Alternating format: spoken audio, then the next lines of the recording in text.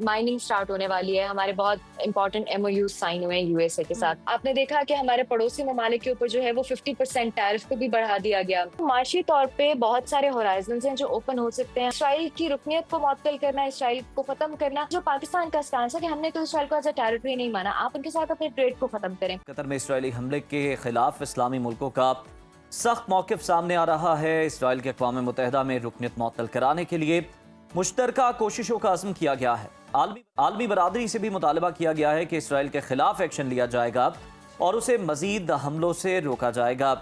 देखना यह है कि आने वाले दिनों में आलमी बरादरी इस मुतालबे पर क्या एक्शन लेती है। आइंदा दिनों में अक़वाम मुत्तहिदा की जनरल असम्बली का इजलास होने जा रहा है।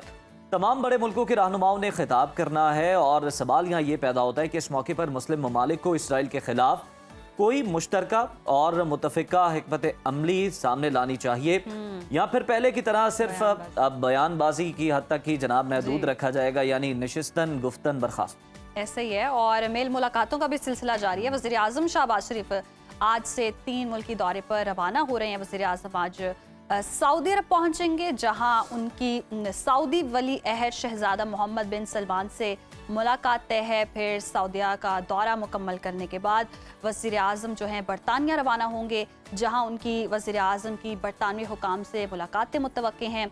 वज़ीर आज़म शहबाज शरीफ 21 सितंबर को बरतानिया से अमेरिका जाएंगे। न्यूयॉर्क में अक़वाम मुत्तहिदा की जनरल असम्बली इजलास में शिरकत भी करेंगे और वज़ीर आज़म का जनरल खिताब 26 सितंबर को होगा। इस दौरान जो वज़ीर आज़म की मुलाकातें हैं वो अमेरिकी सदर डोनाल्ड ट्रंप से भी मुतवक्के हैं, तो काफ़ी मुलाकातें करने जा रहे हैं। अब देखना यह कि इन मुलाकातों के क्या असरात सामने आते हैं। डिस्कशन कर लेते हैं तमाम तर मामलात पर।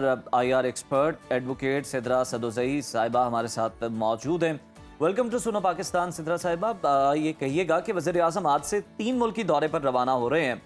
इन दौरों की सिफारती और मौशी अहमियत को आप किस नज़र से देखती हैं मौजूदा हालात के तनाजुर में? So much.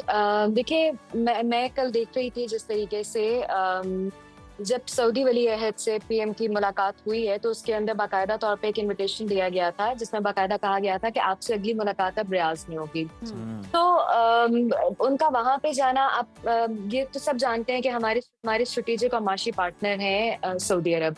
उसके अलावा बरतानिया जाना और फिर यूएसए जाना। यूएसए जाना ना सिर्फ मैं एक माशी तनाजुर में इसको देख रही हूँ। आपको पता है कि हमारे माइनिंग स्टार्ट होने वाली है। हमारे बहुत इंपॉर्टेंट एमओयू साइन हुए हैं यूएसए के साथ। लेकिन उसके साथ साथ ये जो सारी सूरत हाल है जो हमने कतर के हवाले से देखी, अब मैं थोड़ा सा अगर हिस्ट्री की तरफ आऊँ, इसराइल और कतर की हिस्ट्री के हवाले से या इसराइल और उसकी अरब ममालिक के हवाले से 7 अक्टूबर 2023 से लेके सितंबर 2025 तक इसराइल जो है वो 5 से 6 मुसलमान ममालिक के ऊपर हमले कर चुका है, जिसके अंदर लबनान है, यमन है, इराक है, ईरान है, गाजा तो है ही है, और अब जो है वो कतर के ऊपर भी हमले कर चुका है। जब हिटलर ने मारा था ज्यूस को और मुट्ठी भर ज्यूस को छोड़ दिया था, तो उसने बताया था कि मैं इनको इसलिए छोड़ रहा हूँ ताकि दुनिया को ये पता चले कि मैंने इनको क्यों मारा था। सिमिलरली जब मैं पाकिस्तान की स्ट्रेटेजिक एक्सेप्टेंस की बात करती हूँ तो आप देखें हमारे पासपोर्ट पर लिखा हुआ है valid for all other countries except Israel. So फार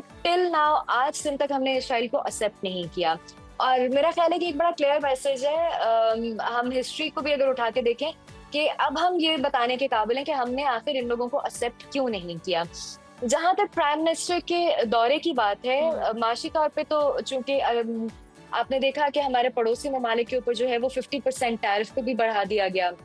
मैं कुछ रिपोर्ट्स देख रही थी जिसके अंदर इट वाज वेरी क्लियर कि वहां पे जो इंडस्ट्रीज हैं, जो यूएसए की इंडस्ट्रीज हैं, और बाय लार्ज अगर इंडियंस इसके अंदर काम कर रहे हैं तो ट्रंप ने एक क्लियर कट ये डायरेक्शन दी थी कि अब इनको भी जो है वो हटाया जाए।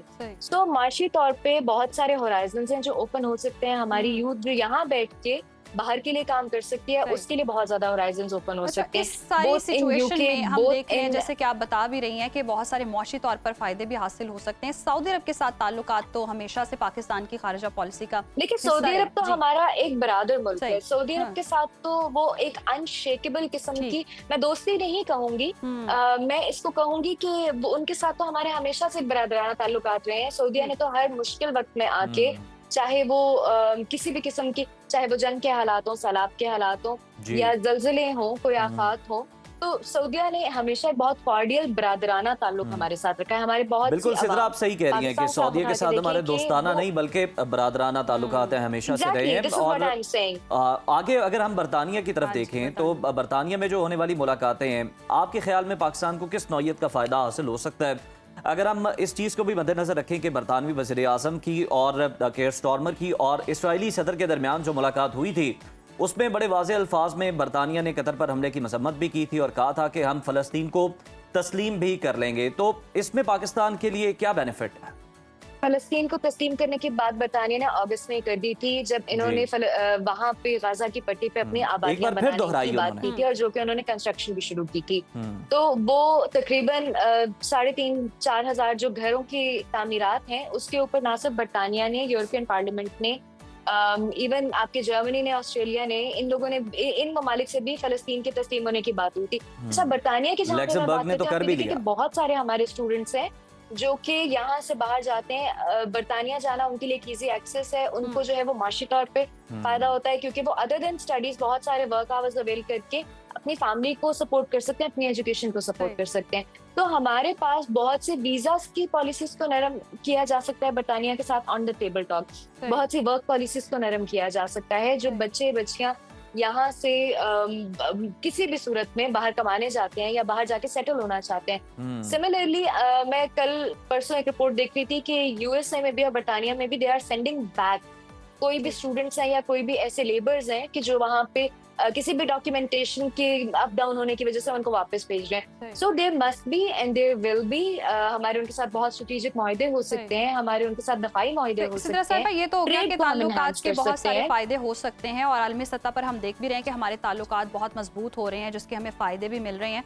जबकि दूसरी जानिब अब ये जो मौक़िफ़ अपनाया जा रहा है, मुस्लिम इत्तेहाद हो रहा है, मुस्लिम कंट्रीज़ जो हैं वो इकट्ठी हो रही हैं इसराइल के ख़िलाफ़ और मुतालबा किया जा रहा है कि अब जी इसराइल की रुकनियत को मुअत्तल करवाने के लिए कोशिशें की जा रही हैं। तो ये मौक़िफ़ कितना स्ट्रॉन्ग है, कितना इम्पैक्ट होगा इसका और इस पर इम्प्लीमेंटेशन होगी? देखिए, अल्लामा इकबाल रहमतुल्लाह ने कहा था ना, एक हम मुस्लिम हरम की पासबानी के लिए। तो ये वो इत्तेहाद है जो बहुत अरसे से होना चाहिए था। लेकिन ये इत्तेहाद जो है वो उस वक्त तक नहीं हुआ जब तक आग हमारे घरों के अंदर दाखिल नहीं हो गई। हमने गाजा को देखा, हमने कश्मीर को देखा, हमने ये देखा कि जो एक ग्रेटर इसराइल का एजेंडा है, जिसके अंदर आप ये देखें कि मक्का इज नॉट इंक्लूडेड, लेकिन मदीना जो है वो उस टेरिटरी के अंदर आता है। हमारे अरब ममालिक आते हैं और उसके बाद टर्की का एरिया भी जो है वो अकॉर्डिंग टू देम कि वो ग्रेटर इसराइल का पार्ट है। तो इस वक्त का जो इत्तेहाद है, ये इत्तेहाद बहुत पहले होना चाहिए था। ओआईसी को इन बातों पे बहुत ज्यादा इन पे सिर्फ मजम्मती बयान देने के बजाय ये जो सारे इकदाम हम अभी ले रहे हैं, ये सारे इकदाम तो हमें बहुत पहले लेने चाहिए, लेकिन स्टिल इट्स नॉट लेट, क्योंकि अभी घरों तक आग पहुंची है, अभी उस घरों को आग की लपेट में नहीं आए हमारे घर। तो इसराइल की रुकनियत को मुअत्तल करना, इसराइल को खत्म करना, सबसे बड़ी बात यह ना कि जो पाकिस्तान का स्टांस है कि हमने तो इसराइल को एज अ टेरिटरी नहीं माना। आप उनके साथ अपने ट्रेड को खत्म करें, आप जो है वो उनके साथ अपनी जितने भी मुआहदे हैं, आप उनको एक ग्लोबल आइसोलेशन की तरफ ले जाएं। सिद्रा, लास्ट चीज इस पर भी कमेंट कर दीजिएगा कि अभी हाल ही में लक्समबर्ग ने तस्लीम कर लिया फ़लस्तीन को। अगर हम देखें मगरबी ममालिक, अमेरिका और यूरोपीय यूनियन की पोजीशन को आप किस तरह देखते हैं? क्योंकि बहुत से हम देखते हैं यूरोपीय ममालिक की जानिब से भी आवाज़ उठाई जाती है इसराइल के खिलाफ और फ़लस्तीन के हक में। जी, माल्टा की तरफ से आवाज़ उठी कि हम जो है वो फ़लस्तीन को by the end of the August तस्लीम कर लेंगे। हमारे पास ऑस्ट्रेलिया की तरफ से ये बात हुई। कनाडा ने बहुत स्ट्रॉन्ग स्टांस इसके ऊपर दिया था कि इसको इन कंस्ट्रक्शंस को रोका जाए जो वेस्ट बैंक के ऊपर चल रही हैं, वरना this is going to be a step towards the recognition of Palestine as a state.